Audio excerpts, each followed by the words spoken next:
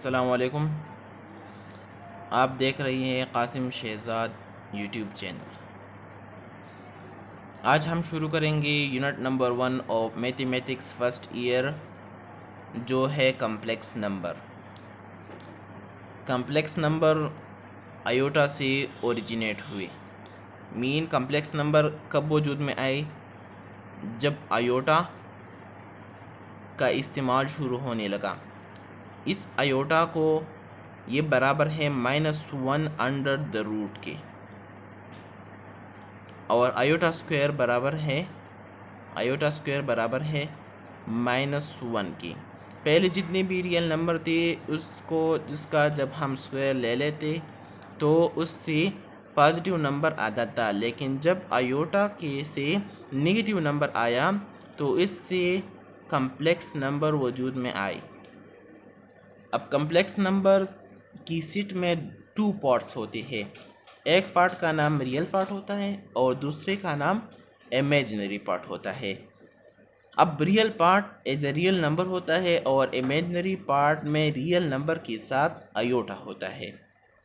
तो आप ऐसा समझे कि जिस पार्ट के साथ आयोटा हो उस पार्ट को हम इमेजिनरी पार्ट कहते हैं, और जिस पार्ट के साथ आयोटा नहीं हो उस पार्ट को हम रियल पार्ट कहते हैं। ये तो कुछ क्लासिफिकेशन है कम्प्लेक्स नंबर की। कम्प्लेक्स नंबर्स 2 पार्ट्स होती है, रियल नंबर उसके बाद इमेजिनरी पार्ट। रियल नंबर के पास फिर 2 पार्ट्स होती है, रेशनल इरेशनल, उसके बाद होल नंबर, उसके बाद इंटीजर और नेगेटिव नंबर। एग्जाम्पल से एक एग्जाम्पल करके आपको समझाता हूँ कि रियल पार्ट कौन सा होता है और इमेजिनरी पार्ट कौन सा होता है। यहाँ पर सिर्फ 5 आयोटा लिखा हुआ है, तो 5 आयोटा का मतलब मैंने आपको बता दिया कि जिसके पास आयोटा हो वो क्या रिप्रेजेंट करता है, वो इमेजिनरी पार्ट रिप्रेजेंट करता है। तो इसका मतलब ये है कि 5 आयोटा ये इमेजिनरी पार्ट है, तो इसका रियल पार्ट 0 होता है। जब एक पार्ट दिया हुआ है और दूसरा नहीं, तो इसका मतलब ये है कि दूसरा पार्ट 0 है। यहाँ पर सिर्फ 6 दिया हुआ है, उसके पास आयोटा नहीं है, तो इसका मतलब ये है कि रियल नंबर है, तो इसका इमेजिनरी पार्ट 0 होता है। इसका आयोटा के साथ 0 होता है क्योंकि उस यहाँ पर उसने सिर्फ रियल नंबर दिया हुआ है और इसके साथ आयोटा नहीं है। यहाँ पर हम उसकी इक्वलिटी की बात करते हैं। इक्वलिटी में ये बात है कि रियल पार्ट जब हम 2 कम्प्लेक्स नंबर ले लेते हैं तो 2 कम्प्लेक्स नंबर के दरमियान रियल पार्ट के बराबर होता है और इमेजिनरी पार्ट के बराबर होता है। बस इतना। रियल पार्ट यहाँ पर ये दो कम्प्लेक्स नंबर्स है, इन दोनों के दरमियान इक्वलिटी है। इक्वलिटी का मतलब ये है कि रियल पार्ट के बराबर होता है। ये रियल पार्ट है ए और ये रियल पार्ट है सी, तो इस ए और सी ये दोनों के बराबर है, और इसमें इमेजिनरी पार्ट आयोटा बी है और इसमें इमेजिनरी पार्ट आयोटा डी है। तो इसका मतलब ये है कि iota B is equal to iota D. ये दोनों इमेजिनरी पार्ट एक दूसरे के बराबर है और ये रियल नंबर एक दूसरे के बराबर है। अब हम कॉन्जुगेट ऑफ कॉम्प्लेक्स नंबर के बारे में बात करते हैं। कॉन्जुगेट इस साइन से रिप्रेजेंट होता है, ये इसका सिंबल है। दूसरा ये है कि कॉन्जुगेट में एक बात ये जहन में रख के कि कॉन्जुगेट में रियल नंबर सेम होता है। हमने कह दिया ना कि कॉम्प्लेक्स नंबर में 2 पार्ट्स होते हैं, एक रियल पार्ट और दूसरा इमेजिनरी पार्ट। तो कॉन्जुगेट में रियल पार्ट सेम होता है, तो इसमें कौन तब्दील हो जाता है?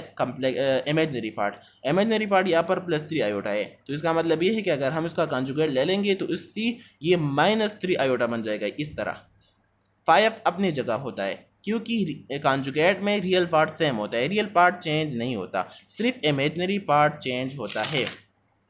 अब हम 4 सीरीज़ की बात करते हैं। एक सीरीज़ एडिशन का होता है, एक सब्ट्रैक्शन का, तीसरा एडिशन का और चौथा डिवीजन का। हर एक का अपना ही एक ख़ास फार्मूला है। इस फार्मूले की बिना पर वो सॉल्व होते हैं। जब आपने सिर्फ फार्मूला याद करना है, फार्मूला जब याद हो गया तो फिर ये बहुत आसान है।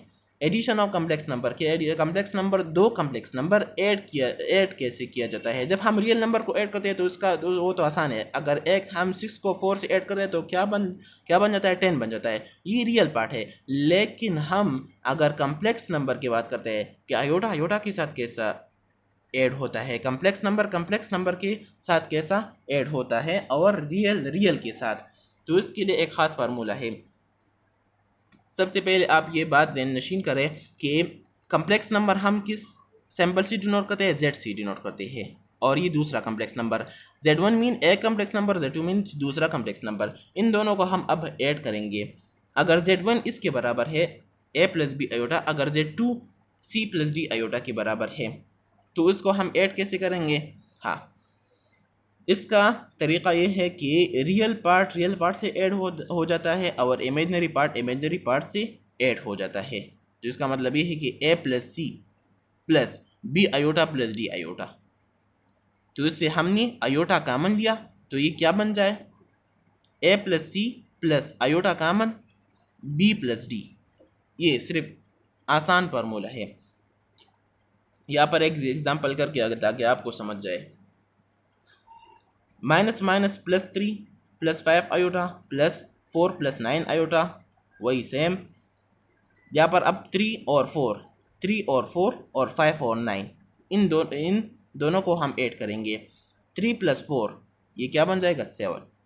हाँ, आयोटा कामन लिया इन दोनों से, 5 आयोटा से और 9 आयोटा से आयोटा कामन लिया गया, तो ये क्या ये रह गया -5 और प्लस 9, -5 और प्लस 9 प्लस 4 बन गया।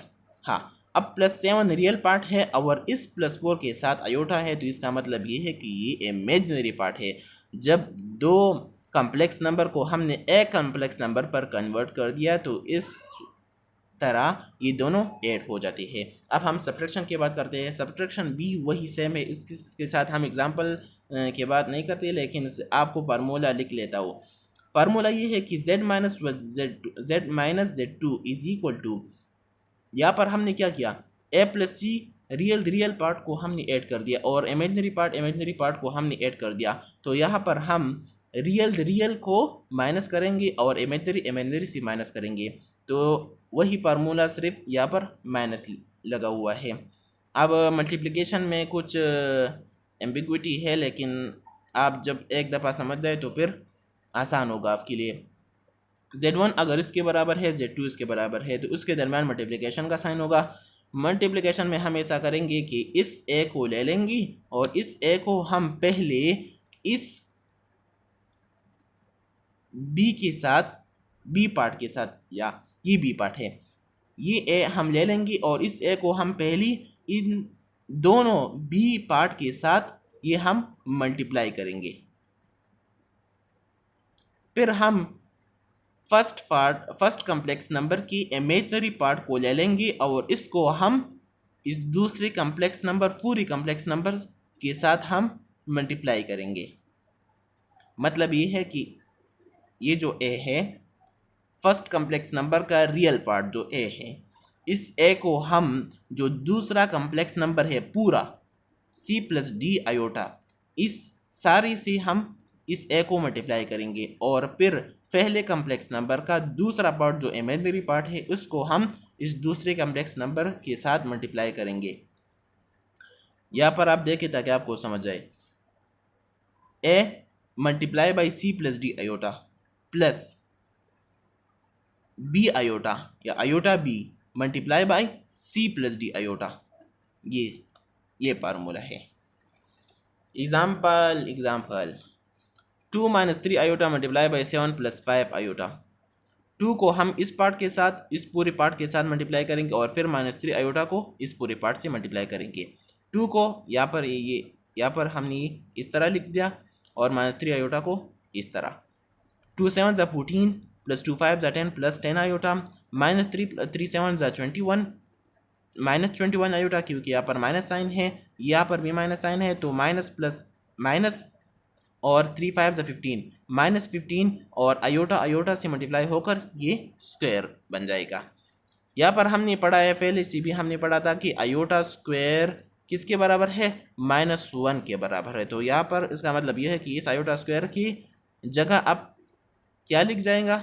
-1। 14 प्लस 10 आयोटा, हाँ, -21 आयोटा, -15 माइनस और माइनस ये प्लस बन जाएगा तो +15 बन जाएगा।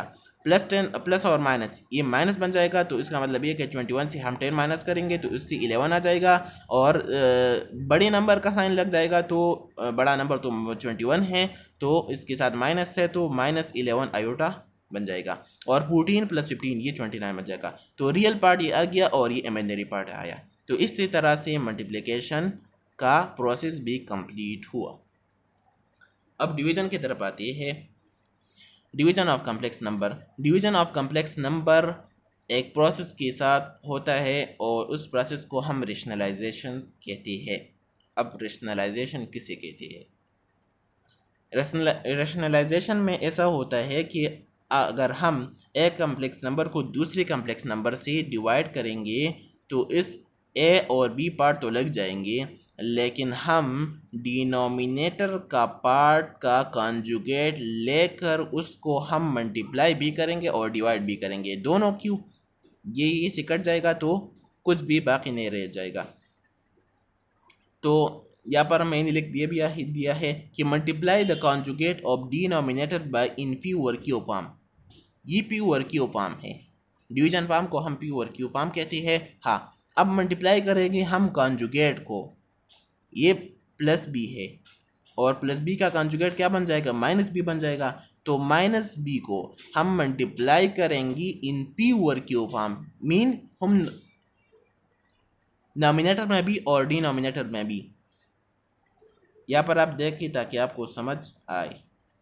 Z1 Z2 A plus B iota C plus D iota. तो सी प्लस डी आयोटा का कॉन्जुगेट क्या बन जाएगा? C minus D iota. C minus D iota को हम नॉमिनेटर में मल्टीप्लाई भी करेंगे और डिनोमिनेटर में भी मल्टीप्लाई करेंगे। ये फार्मूला है आपके पास। अब एग्जाम्पल की तरफ आती है। एग्जाम्पल है 3 plus T iota divided by -4 minus 3 iota. 3 plus 2 iota. 4 minus 3 iota का कॉन्जुगेट बन जाएगा 4 प्लस 3 आयोटा। तो हम इसको नॉमिनेटर में भी मल्टीप्लाई करेंगे और डिनोमिनेटर में भी। इसी तरह यहाँ पर हमने लिख दिया है, फिर आप बाद में देख ले। 3 2 ज़ा नहीं, ऐसा नहीं। 3 को हम पहली इसके साथ मल्टीप्लाई करेंगे, ये फिर मल्टीप्लिकेशन का रूल दोबारा आया। और 2 आयोटा को हम दोबारा इससे मल्टीप्लाई करेंगे। 3 4 ज़ा 12, 3 3 ज़ा 9 plus 9 iota, plus 2 iota multiply by 4, 4 2 ज़ा 8, 8 आयोटा, 2 3 ज़ा 6, 6 आयोटा स्क्वायर। अब नीचे, हाँ, अब दूसरा पार्ट। 4 को हम 4 से मल्टीप्लाई करेंगे तो 4 4 ज़ा 16, 4 3 ज़ा 12 प्लस 12 आयोटा, 4 3 ज़ा 12 ये, लेकिन यहाँ पर माइनस साइन है तो माइनस 12 आयोटा, एंड 3 3 ज़ा 9 तो यहाँ पर माइनस है, माइनस की वजह से माइनस 9 आयोटा स्क्वायर हो गया। अब 12 प्लस 9 प्लस 8 तो ये 17 बन जाएगा, तो प्लस 17 आयोटा। 6 आयोटा की जगह -1 आ गया तो ये -6 बन जाएगा। नीचे प्लस 12 आयोटा माइनस 12 आयोटा के साथ कैंसिल आउट हो जाएगा। 16 प्लस माइनस 9 आयोटा स्क्वायर की वजह से -1 लग जाएगा, तो माइनस और माइनस ये प्लस बन जाएगा। तो ये 16 प्लस 9 बन जाएगा और ये 12 प्लस ये -6 बन जाएगा। 12 माइनस 6 और ये प्लस 17 आयोटा। अब यहाँ पर 6 आ जाएगा, 6 प्लस 17 आयोटा और नीचे 25। अब हम ये रियल पार्ट है और ये इमेजनरी पार्ट है, तो हम रियल पार्ट के साथ भी 25 लिख लेंगे और इमेजनरी पार्ट के साथ भी। तो इसी तरह डिवीजन का प्रोसेस कंप्लीट होता है। अब आखिरी यहाँ पर हमने शुरू कर दिया एक्सरसाइज नंबर 1, और एक्सरसाइज नंबर 1 की पहले जितने भी कॉन्सेप्चुअल जो मटेरियल थे वो हमने आपको बता दिए, लेकिन अब एक्सरसाइज नंबर 1 बाकी रह गया है। एक वीडियो में मैं पूरा एक्सरसाइज लिख कर आपको उसके बाद आपको समझाऊंगा भी, लेकिन ये आखिरी टॉपिक रह गया, मॉडुलस ऑफ कम्प्लेक्स नंबर। अब कम्प्लेक्स नंबर का मॉडुलस को हम इस तरह डिनोट करते हैं, और ये मॉडुलस होता क्या है? ये distance from origin to final point. जब हम ग्राफ में ओरिजिन से फाइनल पॉइंट के दरमियान जितना भी डिस्टेंस होता है उसको हम मॉडुलस कहते हैं। और ये मॉडुलस किस वजह से है, उसकी ज़रूरत क्यों पड़ गई? ऐसा होता है कि जब हम Z1 और Z2 की बात करते हैं तो इसमें हम आर्डर को मुंतखब नहीं करते कि Z1 इज़ ग्रेटर और Z2 इज़ ग्रेटर, या ये दोनों बराबर है, इसी तरह हम नहीं कहते, या इसी तरह हम कह ही नहीं सकते। तो इस वजह से for order relation we well lie a modulus of complex number, जिसकी बिना पर हम ऑर्डर के बारे में बात कर सकते हैं कि Z1 ग्रेटर है और Z2 इज ग्रेटर। यहाँ पर हमने ग्राफिकली रिप्रेजेंट किया है, ये ओरिजिन है, इस ओरिजिन से ये रियल पार्ट है, यहाँ पर ये इस एक्स एक्सिस पर हम रियल पार्ट को डिनोट करती है और वाई एक्सिस को हम इमेजिनरी पार्ट पर। तो ये ए जो है ये रियल पार्ट है और बी इमेजिनरी पार्ट है। इन दोनों के दरमियान जब हम पाइथागोरस थ्योरम की बिना पर ये जो बन जाएगा तो ये मॉडुलस हमें दिखाई दे रहा है। इस मॉडुलस ये रिजल्टेंट है, इस रिजल्टेंट को हम मॉडुलस कहते हैं। अब Pythagoras hypotenuse square is equal to perpendicular square plus base square. Hypotenuse square बराबर है मॉडुलस के, तो मॉडुलस बराबर हुआ ये फार्मूला बन जाएगा मॉडुलस के लिए, ये मॉडुलस का फार्मूला है।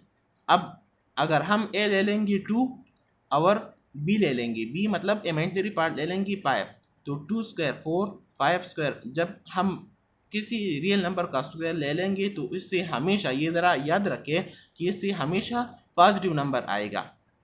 जितने ये रियल स्क्वायर अगर हम ले लेंगे कि 7 + 7 तो ये 49 आ जाएगा। अगर हम ले लें कि -7 मल्टीप्लाई बाय -7 तो ये भी 49 आ जाएगा, क्योंकि माइनस और माइनस जब मल्टीप्लाई हो जाएंगे तो ये प्लस बनाता है। ये 25 हुआ, 25 + 4 ये 29 बन जाएगा, ये 29 अंडर द रूट।